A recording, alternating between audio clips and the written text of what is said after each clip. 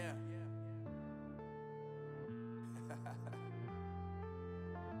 Unknown Brain.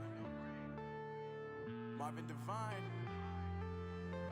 I'm saying bye to all the lies and all the times you cried, saying that I wasn't right, yet I was right by your side. You manipulator, playing games, your friends commentators, and I don't know what you say about our private conversations, but it's got them hating. Thanks to all the rumors you be claiming. It's cool, I'm done with you, so they can throw you a celebration. You gon' hate it when you see me with somebody living better. I'm trying to tell you that me just doing me gon' have you jealous. I know that I gotta stay away from all your games. Yeah, I know that I found somebody else to love me one day. You'll realize the grass ain't greener on the other side. No, you did me dirty for the last time, so now I gotta say goodbye.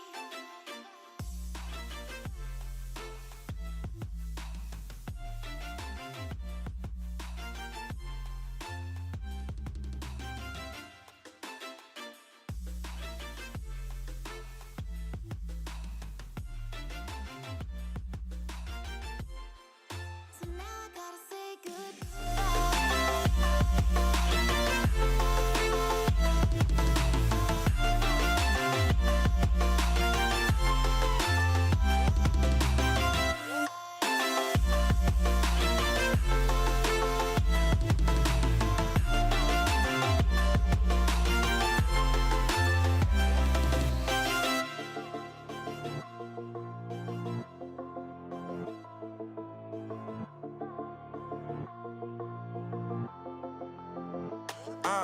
Yeah, my life is lovely now, I'm focused on me. You said you were about to die, I guess the car is on E. But see, I ain't even tripping, cause I just chose to believe that somebody gon' come around and give me just what I need.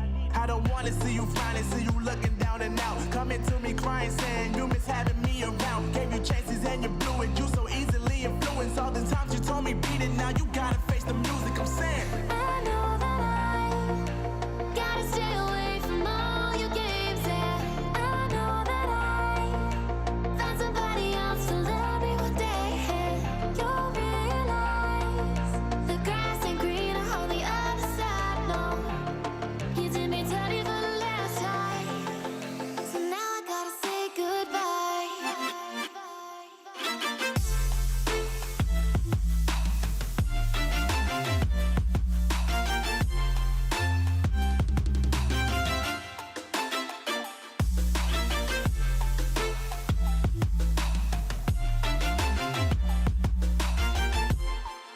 So now I gotta say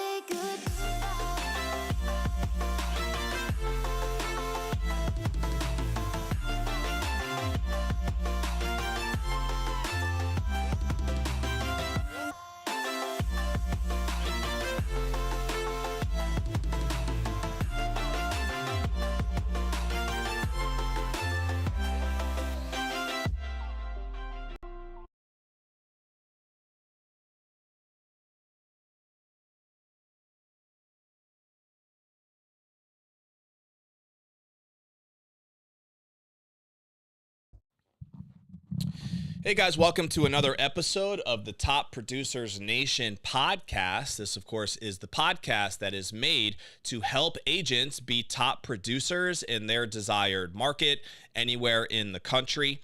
And we are powered locally by Tampa Bay Real Producers here in Tampa Bay, Florida, where we feature the top 500 producing agents in this local market. And that's through our magazine as well as through many of our private events, including many of them who have been on this show since we've launched a couple of years ago.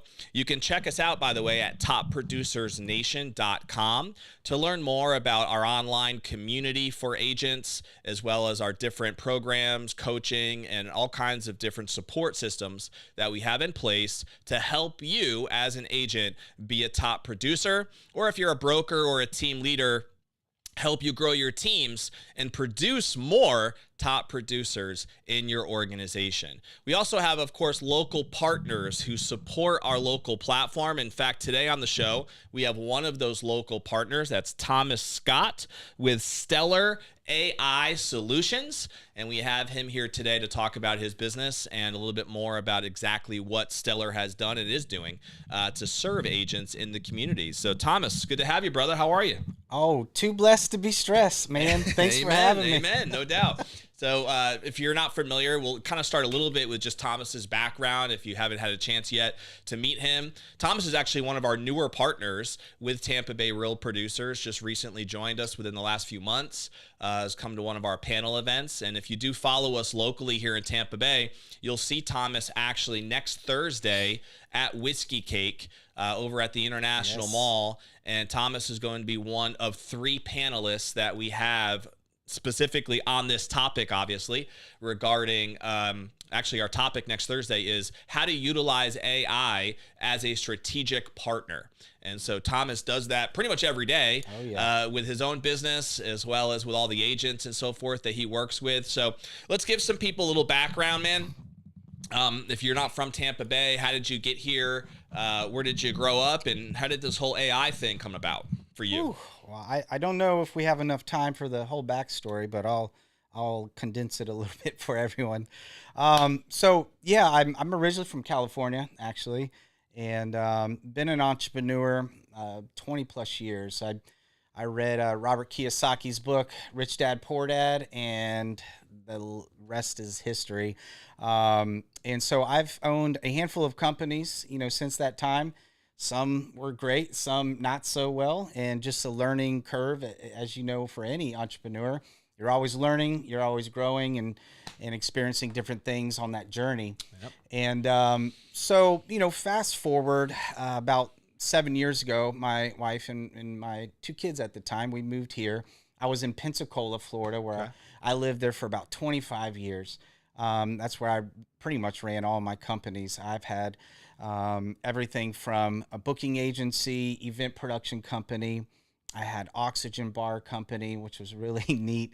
And then I moved slowly into video production, video marketing. And that's kind of like where I started to just really understand about looking at other businesses and helping them where they needed to be at using video. At the time, drone technology was starting to come out. I'm sure you guys all remember that. Sure. It was pretty crazy. Matter of fact, I got into drone technology because for my oxygen bar, we did events all over. I put on over 500 events in my time. I was a touring musician in a reggae rock band for over a decade. You had longer hair then? What's that? Longer hair then, or all my bandmates, they played the role. I was like the new kid on the block of the band. The Vanilla Ice of the reggae band? And yeah, it was funny.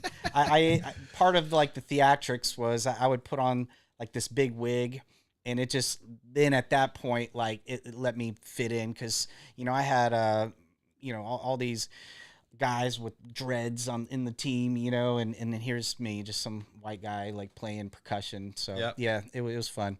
But yeah, so I played music and I always wanted to have a booking agency because you're traveling a lot. You're meeting a lot of venue owners. You're meeting a lot of bands. And while my other bandmates were sleeping in, until the next gig, I was trying to grow a business. And so yeah, I did tons of events and learned a lot through that. But the Oxygen Bar company was really unique because when we were doing events, it was like, how do we go? We were doing a lot of festivals and a lot of events. We would do 5K runs. It was great for those guys, giving them a lot of O2 and giving them more energy and just replenishing them, stuff like that. And so I was like, how do we figure a way to get people to my Oxygen Bar company? And so my roommate at the time was like, hey, have you seen those drones? I'm like, what are you talking about? The drones that bomb people? Because that's all I knew about, drones at that time. He's like, no, there's these drones and they have cameras on them and you can fly them. And I was like, all right, let's take a look. So I saw it, I was hooked. And my idea wasn't to use them for cameras and get footage originally. It was, I wanted to use those drones and put like a banner on it that said like, follow me to the oxygen bar. Kind of like when you're at a beach and you Sure. see the planes flying around. Yeah. So that was my Little idea. guerrilla marketing. Yes, it was very innovative technology. I've always been on the cusp looking for innovative ways to separate me from others, right? And so so I ended up getting this drone, and then I didn't expect it, but I started to film a lot of different events, and people were seeing the footage because I just put a lot of content out. And then one day, it was actually New Year's, happened, and downtown they have a big party like any town, and I was flying my drone around, and I was flying it around the fireworks and through the fireworks. You may have even seen that footage. It got real viral. Okay. And it was like one of those unique videos where people are like, how did you do that? Like because they didn't even know drones had cameras existed. Sure. So I ended up working with the city of Pensacola. We were doing a lot of content for the tourism board, filming these beautiful top beaches, most beautiful beaches in the world. And it was just a really unique perspective. Before that, you had to get helicopters, right? Yeah. So just like AI right now and all these other things, AI is eradicating efficiencies, allowing you to be more productive, and you can reduce overhead costs because AI is replacing VAs and call centers and stuff like that. Whereas drones were replacing all these, expensive ways to film aerial photography.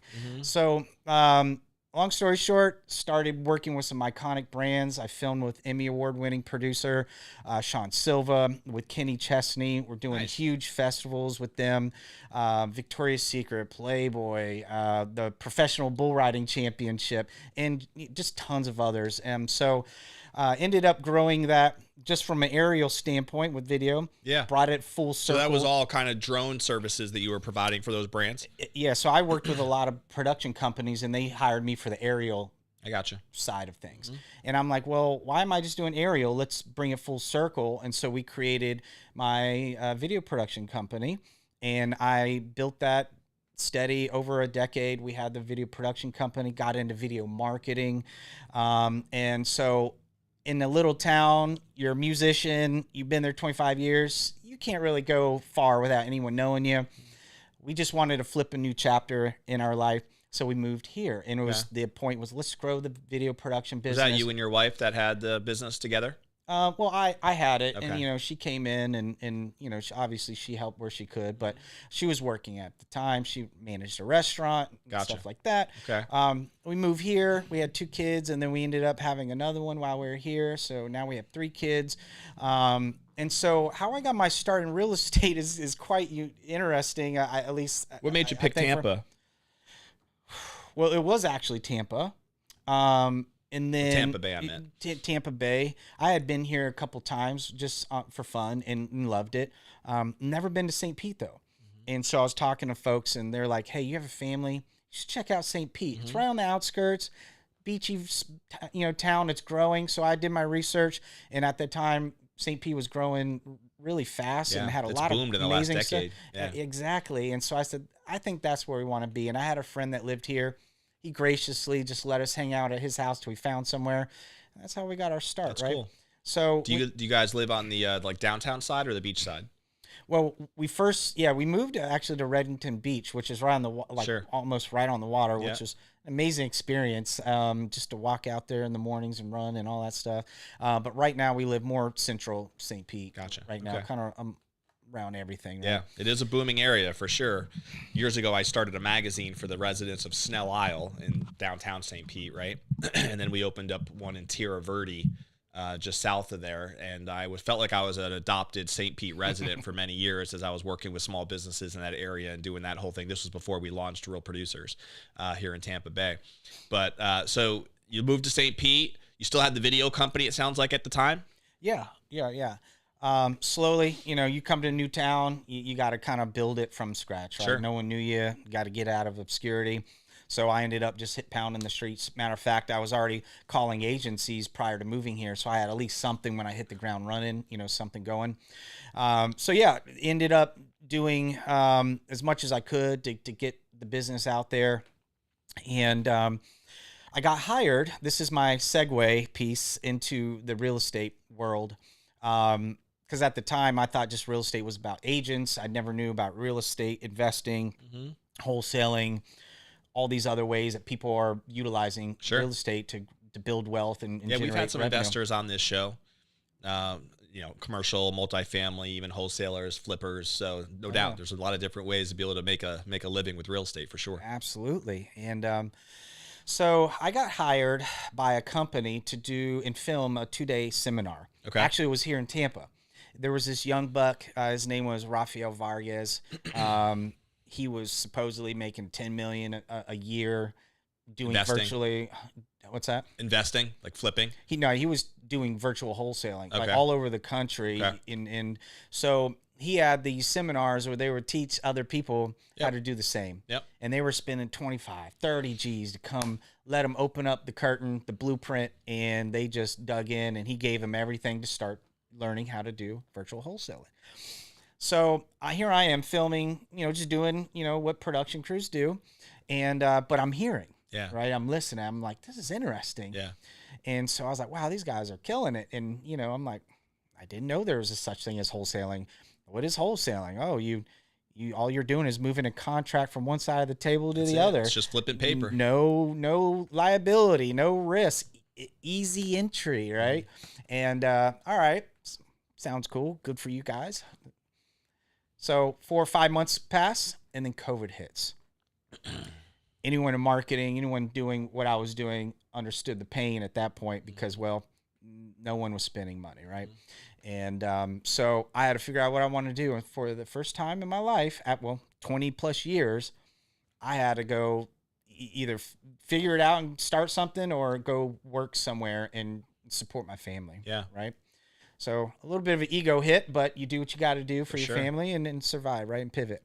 So I ended up applying for some real estate investment companies and got a dispo manager job. So I was a disposition manager. I basically got the deals and I would find the buyers and sell the deals. Sure.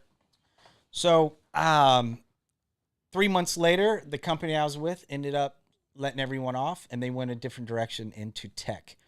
So here I am again now, like, what am I going to do, right? At that time, I built up a pretty big buyers database, just hustling, find buyers. The market was changing, as you know, it was getting crazy. Yeah. And you could have sold a doghouse for $100,000, it seemed, and it was just booming. So were your buyers like individual investors or were you dealing with like institutional money? both. Okay. Both. Mainly individuals. So my first year, here I am now, kind of wet behind the ears, and I learned a little things from that 3 months, but what can you learn just as a dispo guy? But having my entrepreneurial background, I said, you know what? I'm just going to jump in, do like I always do. I'm going to take massive imperfect action and just figure it out. And it's exactly what I did. So, Perfect action. I don't even know what that looks like, Rob. Do you? Massive action, I respect. Perfect action, I have no idea how that even works itself out. But I love it. massive imperfect action. Oh, imperfect Yes, action. massive That makes more sense. imperfect I feel action. like every time I take action, it's never perfect. I can tell you that much. It's always a mess. There's only been one man to walk this earth that's done perfect. It's always imperfect. So I appreciate the clarity there for sure. Yeah. So jumped in, and my first year, no clue about real estate. But I was able to take that buyer's list, turn it into about 37 transactions. My first year, I did 6 figures. And second year, said, all right, let me start doing some marketing. Because when you're doing that, you don't control the deal. Were you wholesaling all the deals? JVing, yeah. So Yeah. I would find other wholesalers' deals Yeah. and say, hey, I got buyer's lists. Let me try to sell your deal. And they'd be like, okay, go for it. And I was churning them for them. So Yeah. I was helping these guys I got sell you. their deals. It's great joint venture. You were getting a cut of the wholesale split. Yeah. Yeah. People call it astro flipping, whatever you want to do, but Yeah. you're just leveraging other people. They did half the work, you do the rest, Sure. and you guys split, right? So yeah, did that. And I was like, all right, this is kind of cool, learning more and more. And I said, well, how are people actually getting control of these deals? I want to get in front of the actual sellers. So ended up doing direct mail starting to have some success.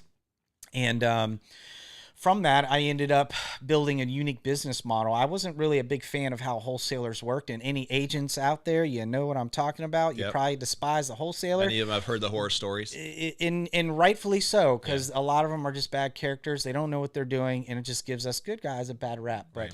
So what I ended up doing, instead of the traditional way, you go to a homeowner, get it under contract, go market it to your buyers, have them give you the highest and best, and hopefully Right. you sell the deal. Right. For me, I said, well, I've already sold some deals to a handful of guys, that like multiple deals. And I said, you guys, some of them are different markets, right? I said, look, I have a really good thing going on with my marketing. I'm getting X amount of leads. I'm getting this amount of deals. I'd like to grow and scale. And you're already in Tampa. You're already in Polk County and Pasco County. I'd love to partner with you. If you fund the marketing campaign, I'll handle everything else. I'll manage that campaign. I'll answer all the leads. I'll qualify them. I'll kick you off all the details. You tell me you evaluate the deal. You go look at it, get your contractor out there, renovate, and then give me the final offer. And then I'll negotiate on your behalf, and anything under that, I'm going to keep. Fair? So, okay, let's do it. So ended up doing that. Started getting a handful of clients, and I'm like, this is really cool. For one, I didn't have to pay for marketing. Right? Yeah, no doubt. They're paying It's for it. a good arrangement. I get the leads. You can and use your skill set to what you want to use it for. These guys, all they want to do is focus on really renovating homes. Yeah. Like they want to just do what they do. They hate all They the don't other want to stuff. negotiate They with don't. the They're buyer. blue collar guys. They just want to get their hands there, get their crews, and build something beautiful. Right. And so it was a symbiotic relationship, and it panned out. And I didn't get paid unless I closed deals. So I was incentivized. So it sounds like your end buyer, for the most part, were not necessarily, your typical buyers moving into the home. They were investors who were flipping the property. Oh yes, Yeah. I had a They couple were that were rehabbers. holding, so they had a little bit different exit strategies, which was nice for me because it just gives me more ways to convert the lead. Yeah. But if it wasn't for them, they didn't want to flip it, they didn't want to hold it. Well, guess what? I was always learning new skills, how to convert the lead. So I started learning wholesaling. So we would wholesale it if it wasn't for them, and then we would split profits. Creative terms, started learning creative financing, sub-2 deals, novations. That was like the big one that really changed the game for us. What's novations? Novation is like a wholesale style transaction, except with wholesale, it's all done off market. But in a novation, it's really a Greek term it's called novus, which just means new. So I'm simply providing a new contract. So I would go under contract with a homeowner, with them knowing that I was going to market this property and list it for them with their permission, and then put it on the market so you get more eyeballs.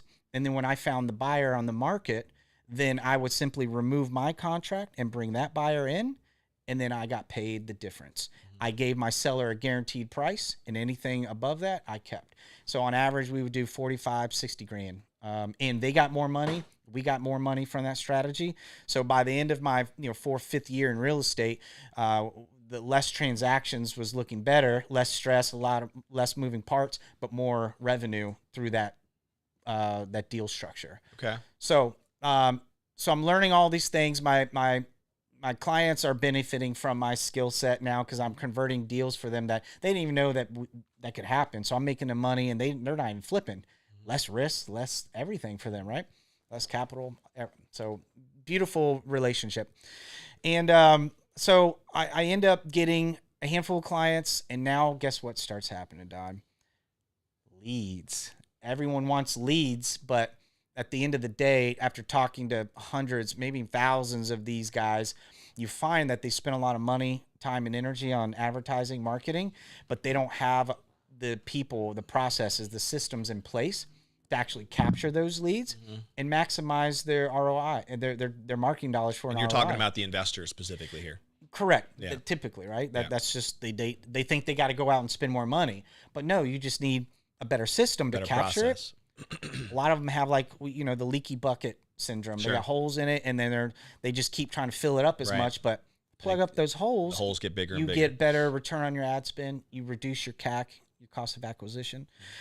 So at this point, though, I'm still doing my thing and running their business or getting their leads and generating deals for them. So I, as a solopreneur, if you may, I start getting thinned out, if you may, and I'm missing calls now. I'm not following up adequately, right? Because there's just so much going on. So I had to put new things in place, and I'm going, how can I maximize these guys' ROI and not miss calls and stuff? This is ridiculous, right? So this is then when all of a sudden I run upon a video where OpenAI, they're doing a demonstration of this new technology, AI, and they're having a full-on conversation on a phone with this bot, and they're talking back and forth as if it was like for real. And and I go, that's the future. I said, holy cow. And the light bulb, went off. And I said, I wonder if I could build something using that technology to where when the leads come in, the sellers call, they can get the bot, qualify them, and then kick them over to me. Speed to lead is everything. But now 24/7, the AI is going to answer it. Sometimes you get sometimes people call you, they're not wanting to sell, they just want to cuss you out or tell you, maybe in 2 years, whatever. You don't need to waste your time with that. Like, you want to talk to people that are ready to go, want to hear an offer and have their hands raised. So I ended up doing my search. So I went domestically, I went globally. I spent hundreds of hours on interviewing companies on who can build me these systems with this new technology, this AI. And I finally found a company out of London. It took us almost 3 months to build, cost me tens of thousands of dollars later, and a lot of time and energy because I had to hold their hand, integrating my system, webhooks, APIs, these platforms, just a lot of moving parts. Yeah. And, but we ended up getting it going. So is the core of the platform, was it affiliated with like ChatGPT, or is that just kind of like a help people understand, because nowadays you hear a lot of different AI platforms, right? So there's the ChatGPT, which is probably the most popular, most common. People are all you're referring to fairly aware. LLMs or large language models, which are based on all these AI platforms. Right, you're referring Grok, to. ChatGPT, Gemini. So you got all these different versions. People have different opinions on what's better, why they're better, that type of thing. But if you could touch maybe a little bit on educating people on that, just maybe put a little clarity on your opinion on, is there a difference? If so, why? Is one better than another for something, but not for something else? Do you know what I'm saying? So if there's something I know we'll touch on this, I'm sure, at the panel, but I think it would be, educational even on the podcast. And then your own platform, was there a tie to these other existing AI platforms in order to build your software, or was your stuff also kind of built from the ground up and it's completely different from what they already bring to the table? Yeah, so let's tackle the first one. There's a lot of different LLMs out there. There's different models, 3.0, 4.0, OSS. Every month it changes. ChatGPT 5 now comes out. You got Gemini this and Grok. And so they all have different purposes for different things, for coding, content, deep research, right? Even graphic design now. Certain ones that now can look at photos and listen to things, audio, video, and then can turn that into whatever you're trying to accomplish, right? For us, in our world, we deal with the voice AI. We deal with the conversational AI. And so what we find is OpenAI's 4.0 is by far the best one for that, just based on the logic and reasoning. For the chat side, you mean? Conversational? Correct. And voice? When you do comparisons across the board, when you're testing these models, like 4.0 is just by far the best so far. Even 5.0, it's just different for how it thinks and stuff. And people, everyone's gonna poo-poo on this and this, but at the end of the day, I look at all that and I'm hip to it. I'm in it all the time. But what we focus on, Don, is primarily the voice. So OpenAI 4.0 is by far right now at this point the best model for those types of agentic systems. And OpenAI, for people who might not know, is just the company, right? That's the company. ChatGPT is one of their products. That's their language model, as you laid out. Does OpenAI have other AI platforms outside of ChatGPT? Not that I'm Okay. not that I'm aware of. Just I mean, curious. yeah, I mean they just came out with the OSS model, which is pretty cool, where you can now download it on a desktop and a laptop, and you don't need internet to power it, which is great because now you don't have to worry about your data being sent to these Right. big corporations. More secure that way. You Yep. literally now have a AI assistant or bot on your computer, Right.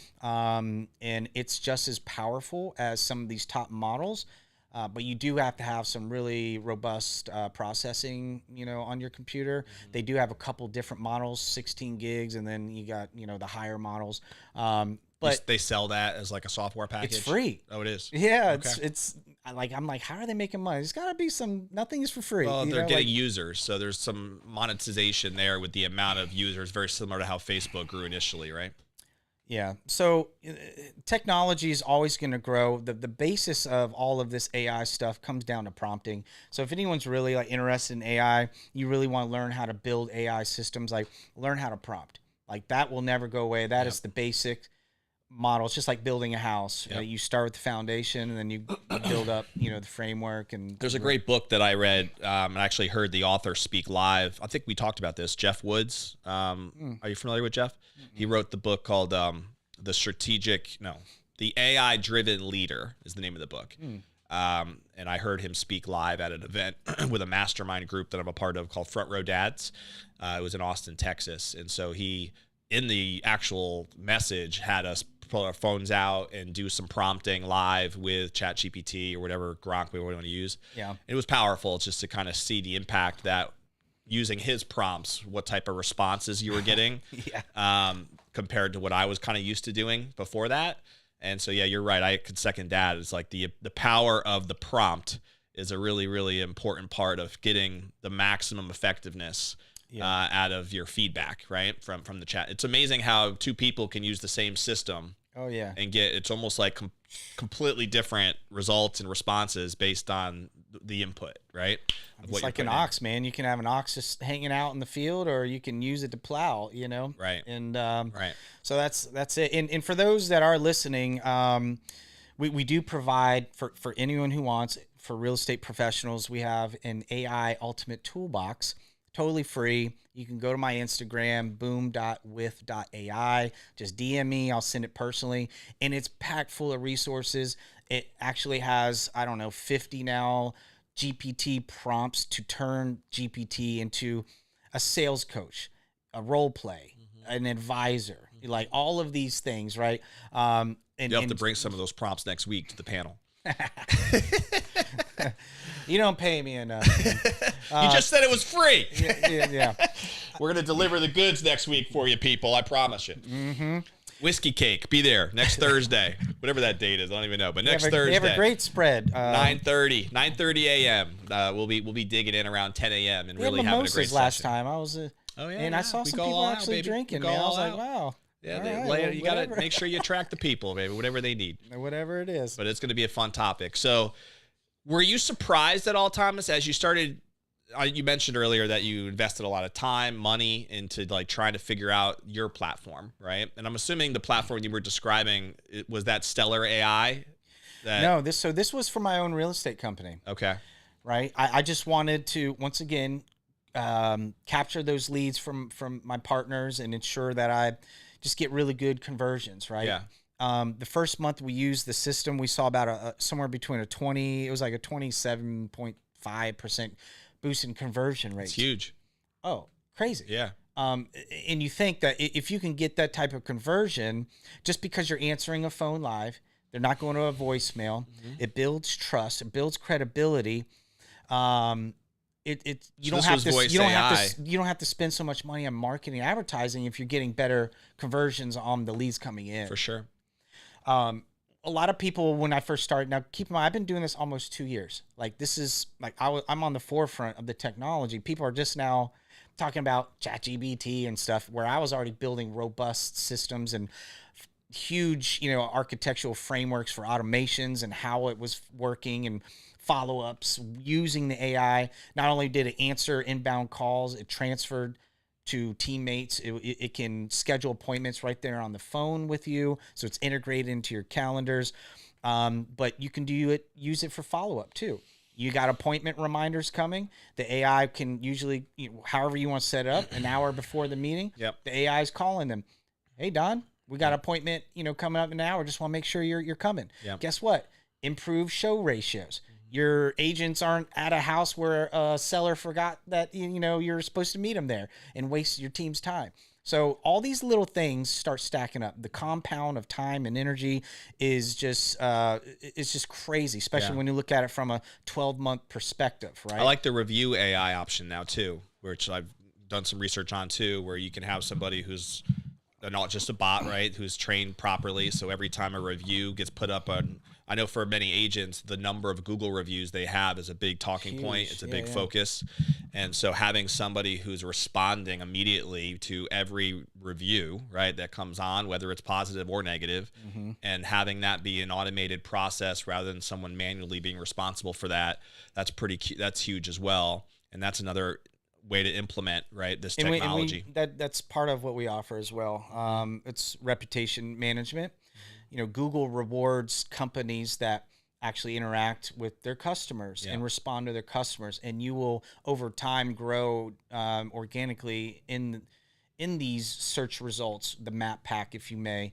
And if you can, once again, compound, how much time does it take for you to send out review? Hey, leave us a review.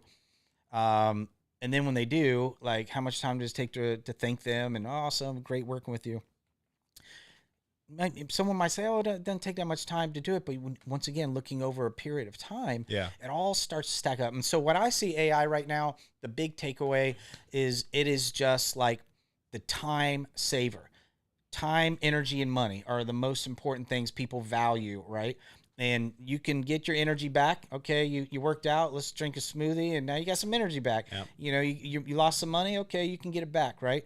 But time, we can't get it back. So how can we leverage AI to, really streamline our workflows, boost our productivity, and increase that top line revenue, and let AI do all of the low level tasks that eat up that time, so you can focus on revenue producing, opportunities.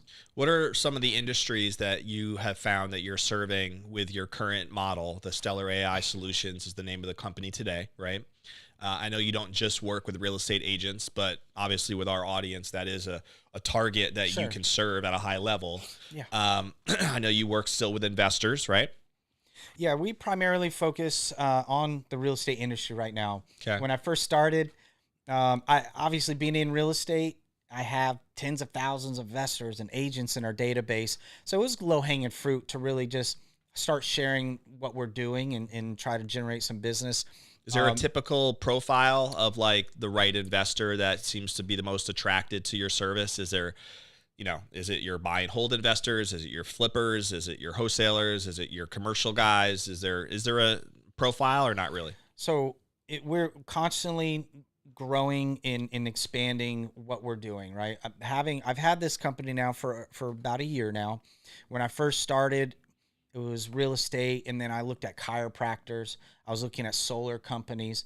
When you start growing out and going wide, it's hard to really scale at a pace that you want, because you have to learn a whole new industry. It's like learning everything. You everything has its own new marketing, niche. New emails, and learning their pain points and how is AI. And so it's like, so we ended up, I just pulled the plug on all of it. I said, I think we're going about this wrong. I said, why don't we just focus on what I know best? And that's real estate, wholesalers, investors, flip or hold. It doesn't matter. And then real estate agents, right? The real estate professionals. And so those are the people we're primarily focusing on. We hear the feedback all the time that, they went with us maybe versus someone else because I understand them. I know their world. And we're putting together systems that are specifically tailored to those professionals, which it's huge, right?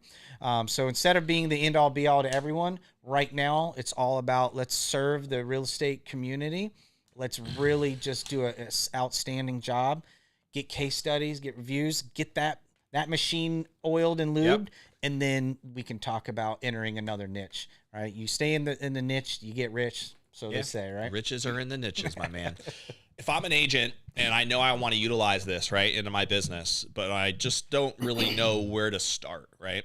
Obviously, starting with somebody like you could be a great fit, but is there a particular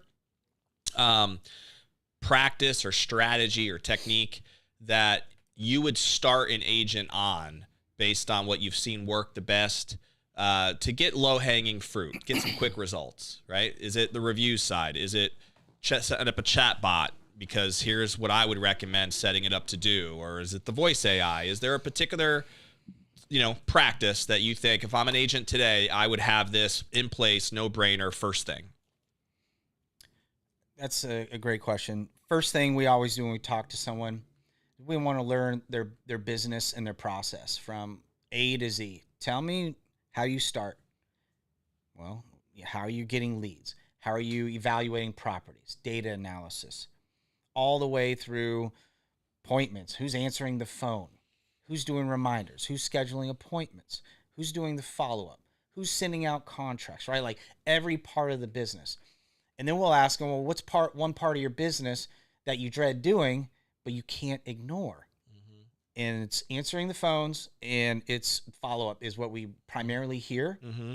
Okay, we got systems, and we got the AI that will eradicate that for you, and immediately from the time you start with us, 5-7 days later, you're launched, and like say goodbye to that, say more, to your time.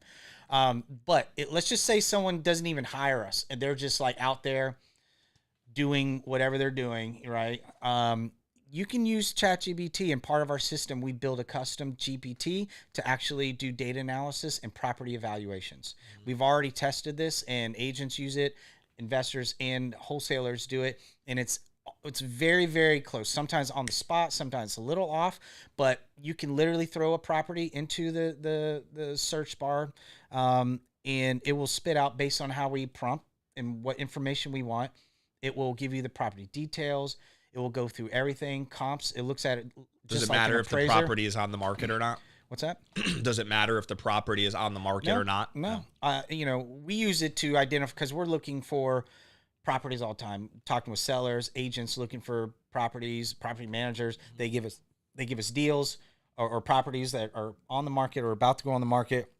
And because we're doing so much volume, we just take that, throw it through the GPT. What used to take us 10, 15, 20 minutes to comp and stuff like that is done in literally like 20 seconds, I promise. And maybe we could do some cool demos at I don't know. But if anyone wants to see, I have a video. We can send it out, and you can literally start there. Yep. Start like with what is available. ChatGPT, it's free. You can analyze properties and save a whole bunch of time. So would that be like the equivalent of like a CMA that an agent would ask for? Pretty much, close enough. Okay. I mean, you're getting, once again, the prompt. Mm-hmm. How we prompt it and how an agent might prompt it might be a little different. So as we're moving in and working with a lot more agents, we're always listening to them and figuring out like, what are your needs? Where are the pain points? Where are you spending the most time? And then we, in my team, innovate, and we go to work to create those systems and those AI agents to take care of that stuff, right? So once again, cool. You focus on everything. So I would say, yes. So it sounds like starting with a consultation, figure out the flow of their business model, because not every agent has the same business model, obviously. So sure. Figuring that out, and then figuring out what would be that lowest hanging fruit first step that they can take to be able to start to see the benefits from this. And maybe that is just using that tool, the CMA, or not CMA, but the tool that you just described. Or maybe it is to like get the review thing in place if that's what they feel like their biggest pain point is, right? Or whatever it might be. Wherever it is. Yeah. I'll tell you, just hundreds, thousands of conversations. You want to maximize all of the work that you're doing already, right? So if you're already out there pounding the streets and you're trying to generate leads, a lot of our agents, they depend on referrals, mm-hmm. right? Which in my opinion is not the best business model, because you're depending on outside sources to drive and keep you going. And you need to have more control of that business model, right? Mm-hmm. But if you are, or maybe you're doing Zillow leads or whatever it is, capitalize on what you're spending your dollars on. And if you're missing calls, or because you're doing a showing and you can't get to a seller lead or a buyer lead, you know, and you're not able to get to it quick, I would think about how, like, just like an employee, like where do you need to put an employee at? I need someone to answer the phones immediately because I'm losing opportunity.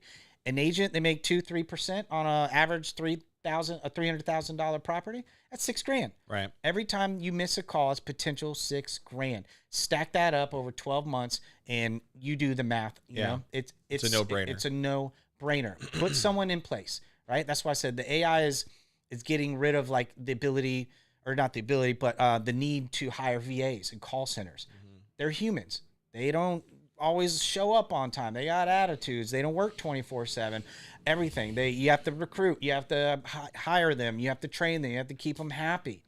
What do you AI say to is the people done. who are resistant to that because they think it's replacing humans and they? Oh man. What's your thought process on how you respond? I'm sure you've heard that.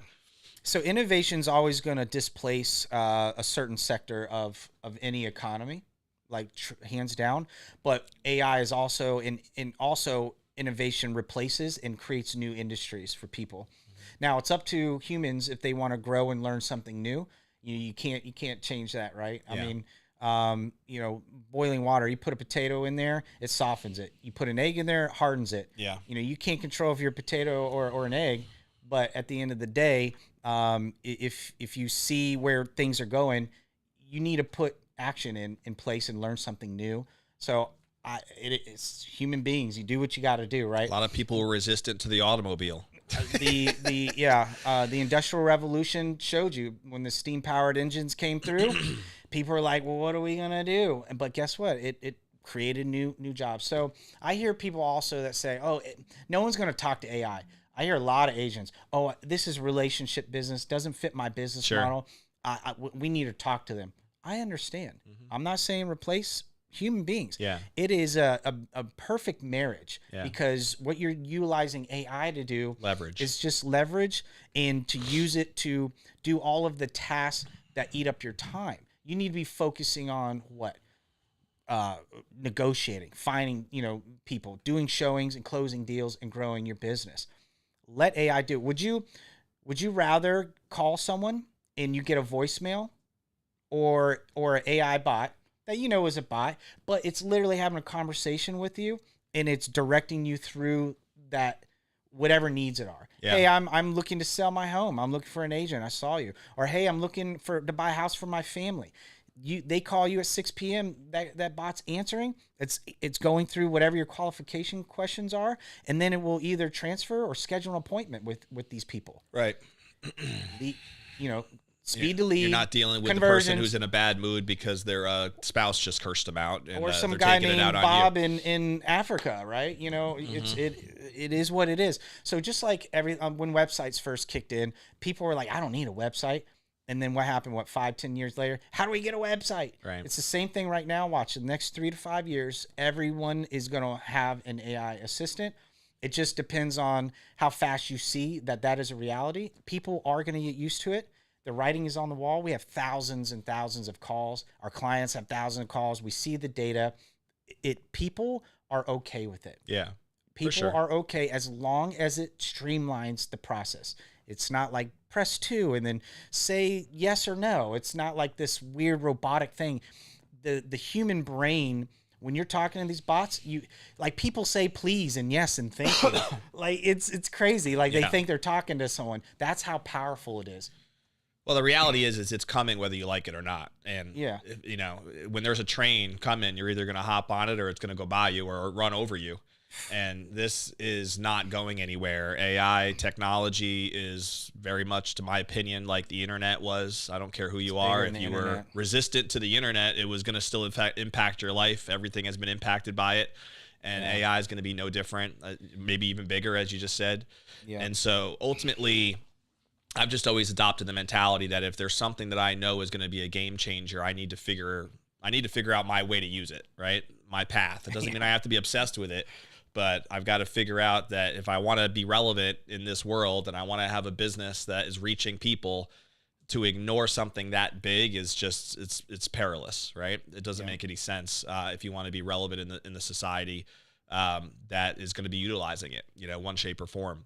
So your business, I think you were smart to get into it as early as you have, and I know you've put in a lot of energy into it. A couple of rapid fire questions as we start to put a bow, and I hope this got people thinking a little bit about just how they're using it.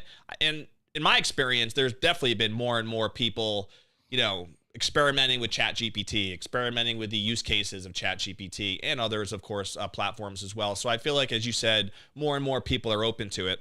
Yeah. But for people to get to know you a little bit more, Thomas, do you have a favorite book, author, seminar that you ever come in contact with that you feel like has made a huge impact on you personally or professionally? You mentioned Rich Dad Poor Dad before. I read I try to read at least one book a month. I just finished a book, Atomic Habits. Yeah, it's a great one. I've read it. I love it. James Clear. Good man. What a powerful book. Discover the Power Within by Eric Butterworth. He's a older guy. He's no longer with us, but just insane. Sounds like a Tony Robbins theme. Unleash the power within. It's more of a spiritual driven, using a lot of just modern day things, philosophies, theories, and stuff. But as far as like seminars, I think anyone who wants to just better themselves should be and surround themselves with those that they esteem to be like, or just are on that level to get more information in. Eric Hoffer is one of my favorite quotes. He says, "Learners inherit the earth, while the learned find themselves beautifully equipped to deal with a world that no longer exists." Mm-hmm. And that's like where we're at right now. Mm. Are you a learner or are you a learned person? I went to college. I don't need to learn anymore. And now look at you, right? Yeah. So, there's a couple books that I've just off the top of my head. Is your mindset, malleable, or are you completely fixed and have no room for anything else to grow with? So there's a difference between having core values and being a learner, right? I feel like it's almost a lack of integrity for some people if their core values are constantly changing, but their mindset and their goals, not only just goals, but their mindset and their willingness to entertain new ideas. I feel like that's something that is a shame if it ever goes away. It is hard. You see it also like in the faith, systems too.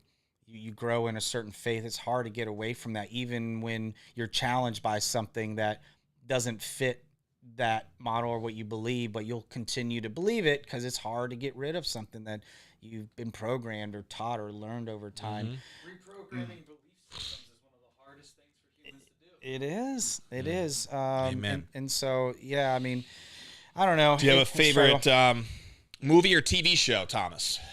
Movie or TV show? Oh man, come on, bro. Nothing come to mind? What? I hated that movie. I thought it was the cheesiest thing. Dude, I'm a product of the 80s, man. I got like so many movies. I don't know. Ferris Bueller? I don't know. I can't. Back to the Future? Sure. Like Back to the Future, of course, is a classic. Sandlot, let's go. I love Sandlot. That's always a classic too for baseball I nuts like I me. couldn't wait for my kids to see it too. Like as a parent, like you really enjoy like their first time experiencing something that really like is nostalgic or really cool, that you experienced. Yep. So when they first saw like Sandlot, I felt that way about the old Disney movie Flight of the Navigator. You ever watch that one? I watched it with my kids probably a few months ago. I was like, I did too. Oh yeah, I remember they the loved movie. It. My And wife they was like, "You're watching what?" I was like, "Yeah, this movie's classic." It's like with the freaking thing playing, and when they're in that ship, I mean, it's kind of neat. My kids loved it. I did. I didn't like it. I wasn't a fan. I was not a fan. I did. He doesn't seem too excited about it either. I want to get some of my life back, but it is what it is. Was not a huge fan. I thought the way it ended was the dumbest thing I've ever seen. But oh well, I do like Adam Sandler still, so it is what it is. He's awesome. Yeah. All right, we're gonna put a bow on the episode here with what I would call the legacy question. I think this is very relevant to the industry in some ways that you're in. But when you think, hopefully many years from now, Thomas, and you're on that rocking chair and thinking about what legacy you would want to be most remembered for, what would be most important to you, what are some of the thoughts that come to mind for you? Just someone who wasn't afraid to take action and try something new, to tell my kids and show my family, you know, even if you make mistakes, it's all right, you know, not to be afraid to make moves and try things. Failure is a necessity to succeed. Quitting is the opposite, right? That's just stale. And so just someone who's always been loving, caring, and giving, and known to bring people together, because that's what I did. Play music. I'm a home chef. I love food. We cook, have big events all the time. So yeah, just someone who's real and gave it to you straight. Yeah, man.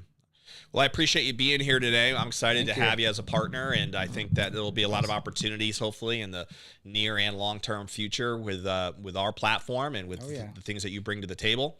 Like I said earlier, you can learn more from Thomas and our other panelists next Thursday at Whiskey Cake. If you don't know where that is, just Google it. Here locally at the International Mall in Tampa. We'll be there at 9:30 in the morning. What is next Thursday, Rob? What's the date on that? 21st. The 21st, August 21st. So put it in your calendars, people. Don't miss it. It's going to be awesome.